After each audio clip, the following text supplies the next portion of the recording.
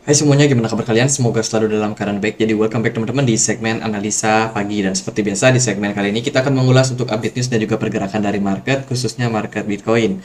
Teman-teman, hari ini kita berada di tanggal 19 November. Seperti biasa hari Minggu teman-teman, weekend. Biasanya market memang dalam posisi yang rendah likuiditas. Volume perdagangannya cenderung rendah dan pergerakan market biasanya itu lebih banyak didominasi oleh pergerakan-pergerakan oleh para spekulan yang mungkin nggak libur di weekend, teman-teman. Jadi di perdagangan hari ini nggak ada news soal kalender ekonomi ya. Itu akan mulai ada di hari Senin besok. Ada data soal loan prime untuk China dan dari European Central Bank ada Lane yang bakalan speech. Di hari Selasanya itu ada data soal labor productivity, produktivitas pekerja teman-teman untuk Inggris. Kemudian dari Amerika Serikat akan ada penjualan rumah lama atau existing home sales, dan ini di hari Rabu itu akan ada FOMC meeting minutes. Kita nggak tahu ini bahas apa ya. Mungkin akan penting dan berpotensi untuk volatile. Teman-teman, meetingnya di dini hari, jadi harus diwaspadai. Kemudian juga ada data soal core durables goods. Itu sih data-data yang bisa kita dapetin. Hari Kamis ini akan ada FOMC meeting juga teman-teman dini hari. Jadi harus hati-hati nih karena banyak ada meeting dari member FOMC. Setelah itu sih nggak ada news yang gimana-gimana. Kayaknya minggu depan ya kita akan berfokus di hari Selasa, Rabu, sama Kamis. Itu sih zona cukup rawan teman-teman di perdagangan minggu depan ya. Kita akan langsung lihat gimana news yang ada dari market crypto. Kemarin itu ada proposal dari Hasdaq sama Grayscale yang masih dalam penundaan SEC terkait dengan persetujuan ETF Bitcoin dan juga Ethereum. Jadi ya akhirnya Fed kembali, bukan Fed, akhirnya SEC kembali melakukan penundaan terkait dengan ya proposal ETF yang masih belum rampung. Dan ini akan ditunda terus sampai Januari, teman-teman, sampai tanggal 1 Januari 2024. 1 sampai 2 Januari lah. Itu bakalan ada keputusan soal ETF Bitcoin. Jadi kita masih disuruh nunggu dulu, teman-teman ya. Jadi belum ada positif news untuk saat ini dari sudut pandang ETF. Saya kira masih akan layak untuk kita tunggu sampai ya tahun baru nanti. Kemudian OpenAI baru aja memberikan sebuah statement mereka di dalam penyampaian 17 November kemarin bahwa akhirnya dia meminta Sam Altman untuk mundur ya, karena dari konsensus sendiri OpenAI melihat bahwa Sam Altman ini sudah tidak layak memimpin OpenAI, dan akhirnya dia menunjuk Mira Murati ini untuk masuk menjadi leader di OpenAI atau menjadi CEO-nya, teman-teman. Dan setelah berita tersebut muncul, akhirnya OpenAI mengalami krisis soal staff, teman-teman. Banyak staff yang akhirnya memutuskan resign dari OpenAI setelah CEO mereka di-cut. Bahkan wakil CEO-nya pun juga keluar akhirnya dari project OpenAI.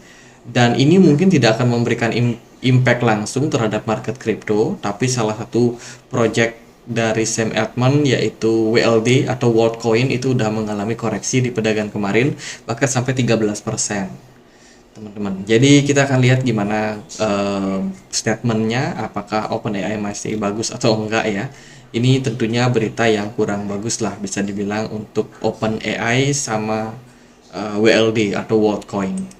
Kemudian dari berita yang lain juga ada Fidelity baru aja mengajukan Ethereum ETF, dan ini masih bakalan menunggu approval.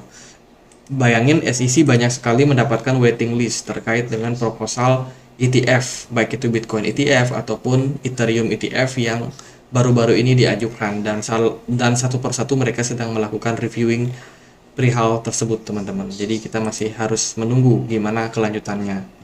Kemudian ada data dari Santiment.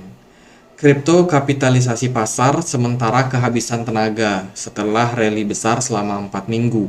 Dalam laporan pasar pertengahan bulan November, kami melihat pasokan Bitcoin yang berpindah dari bursa dan bagaimana dampaknya terhadap pergerakan teman-teman. Jadi memang sudah ada pergerakan yang banyak banget ya, aktif banget bisa dibilang seperti itu. Dan sekarang market crypto lagi isi bensin dulu teman-teman, isi bensin, isi tenaga supaya bisa melanjutkan tren rally-nya. That's why Bitcoin dan kawan-kawan harus membuat koreksi sementara ini setelah kenaikan yang cukup tinggi teman-teman sejak pertengahan bulan Oktober kemarin sampai dengan di bulan November ini. Kemudian juga ada berita yang bagus teman-teman, ini dari Tiongkok ya, mereka dilaporkan banyak sekali membuang US Treasury. Dan ini yang tercepat yang terjadi setelah 3 tahun lalu teman-teman. Jadi bagaimana dari China sendiri memang harus jual, mereka punya US Treasury disebabkan karena mata uang dari yuan ini udah lumayan anjlok ya. Dengan melakukan penjualan ini tentunya dolar akan menurun teman-teman. Itu akan membuat beberapa mata uang yang kontra terhadap dolar itu mengalami peningkatan. Ya, jadi ekonomi Cina lagi sangat sulit dan mereka lagi coba untuk mendapatkan lebih banyak likuiditas. Dengan mereka jual dolar juga, mereka lebih banyak punya cash sehingga itu bisa diputar untuk perekonomian negara mereka. Lalu ini ada semacam isu yang terjadi kemarin. Kemarin aku udah share juga teman-teman di komunitas Telegram bahwa ada semacam penjualan yang dilakukan oleh internal dari Yearn Finance. Jadi Yearn Finance kemarin nyungsep sampai 47% teman-teman karena ada penipuan yang dilakukan oleh orang dalam. Hampir setengah dari seluruh pasukan EFI yang dimiliki oleh 10 dompet itu kemarin mengalami likuidasi ya, atau mengalami penjualan sangat besar sampai 250 juta US dollar. Hilang hanya dalam hitungan menit.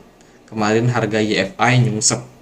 Dan ini dikomentari langsung oleh founder dari DYDX, salah satu platform perdagangan ya, perdagangan DEX dan juga DeFi di platformnya Ethereum. Kabarnya memang ini ada serangan teman-teman, serangan yang dilakukan oleh hacker terhadap project ini. Tapi ya ini masih berupa analisa ya, masih berupa dugaan, belum ada konfirmasi yang secara nyata bisa membuktikan apa yang terjadi pada Yearn Finance. Kita akan tunggu berita selanjutnya setelah diinvestigasi, teman-teman.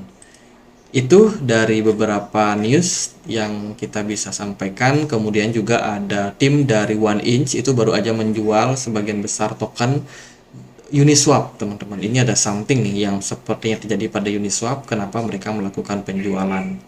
Kemudian juga ada data soal Treasury Amerika Serikat mengalami arus keluar. Nah ini yang tadi ya, karena memang beberapa negara sudah melakukan penjualan terhadap US Treasury mereka, US bond mereka seperti Cina dan juga Jepang. Itu memang sudah dikabarkan melakukan penjualan. Terus juga ada satu lagi nih, Trader Joe DEX terbesar dari Avalanche telah dirusak dan alamat kontrak diganti dengan alamat phishing. Jadi ini ada something yang buruk yang menimpa Trader Joe, salah satu DEX di platform Avalanche, teman-teman. Ya, kabarnya mendapatkan serangan dari hacker, teman-teman, terkait dengan kerentanan kode JavaScript yang ada di gininya mereka, di jaringannya mereka. Oke, kita akan lihat gimana pergerakan dari Bitcoin dan kawan-kawan. Overall, Bitcoin masih bertahan di kisaran level 36.500, market masih tetap stabil. Di XY atau indeks dolar makin lama makin nyungsep, turun lagi teman-teman, karena memang sentimennya sudah cenderung mengarahkan mereka kepada fase penurunan. Sementara itu di fase-fase seperti ini biasanya aliran dana akan masuk dulu ke market saham ya. Market saham Amerika kemarin sudah menguat, bahkan meninggalkan gap di sini yang mengindikasikan smart money banyak masuk ke S&P 500. Kelihatan di sini smart money-nya sangat-sangat tebal.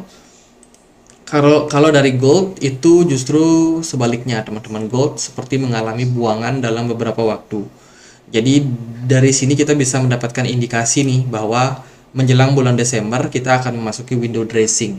Market saham berpotensi akan positif untuk kedepannya. Ya, paling yang menjadi masalah adalah apakah Bitcoin juga akan terdampak. Karena kalau kita lihat dari jangka pendek, smart money itu berkurang drastis di Bitcoin. Jadi kalau opini saya pribadi, yang bakalan rally adalah S&P 500 dan Bitcoin serta gold kemungkinan bakalan stagnan menjelang bulan Desember nanti. Kayaknya kita akan masih dalam fase koreksi beberapa waktu, teman-teman. Sementara analisa saya masih tidak terlalu berubah. Bitcoin mentok ya di level resistance kisaran 38.000. Belum ada semacam kekuatan buyers yang bisa mendukung pergerakannya sampai menembus level 38.000, mungkin bisa ke 40.000 atau ke level yang lainnya. Cuman untuk saat ini saya rasa masih harus wait and see sih untuk Bitcoin. Manfaatkan fase koreksi bila mana terjadi. BTC dominance di perdagangan kemarin mengalami penguatan. Altcoin banyak sekali yang terkapar turun, teman-teman. Hanya beberapa aja yang survive seperti Kaspa kemarin masih dalam proses penguatan meskipun kayaknya udah mulai ngos-ngosan untuk naik. Kemudian juga ada Solana di perdagangan kemarin juga seperti ketahan ya karena buyer kayaknya masuk lagi. Kemudian Celestia survive di level 7 dolar. Kemudian render aku perhatikan juga mengalami kenaikan, teman-teman. EFI ini yang nyungsep tadi ya. Ya itu beberapa altcoin rata-rata memang masih dalam proses tertekan. Jadi untuk sekarang ini saya rasa kalau saya pribadi masih tetap hold ya Bitcoinnya. Tapi saya melihat ada potensi koreksi memang bakalan terjadi ke 34 ribuan something. Loh kalau udah tahu koreksi kenapa nggak dijual kan gitu? Teman-teman nanya. Ya kalau saya sih nggak terlalu memusingkan jangka pendek ya. Saya lebih kayak santai aja, teman-teman. Kalau dia turun ya udah nanti kita siapin dana, kita beli lagi. Kalau dia naik ya kita kan nggak tahu ya. Market sekarang di bawah turun bisa jadi nanti lagi sebentar ada positif news, bisa jadi naik lagi, teman-teman. Jadi daripada ketinggalan kayak gitu ya saya prefer untuk hold aja. Selain itu kalau kita hold ya lebih santai aja sih, lebih relax aja. Kalau toh marketnya naik, kita nggak FOMO, kita nggak bingung nih, wah kita nggak punya barang, kita mau masuk. Nah biar nggak terjadi seperti itu ya sabar aja, teman-teman. Kalaupun dia turun ya kita masih punya sekian dana untuk kembali dicemplungin ke market. Jadi ya santai-santai aja sih kalau menurut saya. Jadi gitu aja paling buat update Bitcoin, semoga bisa bermanfaat. Guys, kita punya komunitas diskusi di Telegram ya buat kalian yang mau join, linknya ada di kolom deskripsi video ini. Kita banyak update informasi soal dunia kripto, juga kita ada komunitasnya di mana kita bisa sharing-sharing informasi banyak banget di sini. Teman-teman bisa berkomentar, bisa bertanya, bisa memberikan reaksi, bisa sharing analisa, sharing apapun itu terserah teman-teman. Jadi gitu aja, semoga videonya bisa bermanfaat dan akhir kata saya Andre, makasih.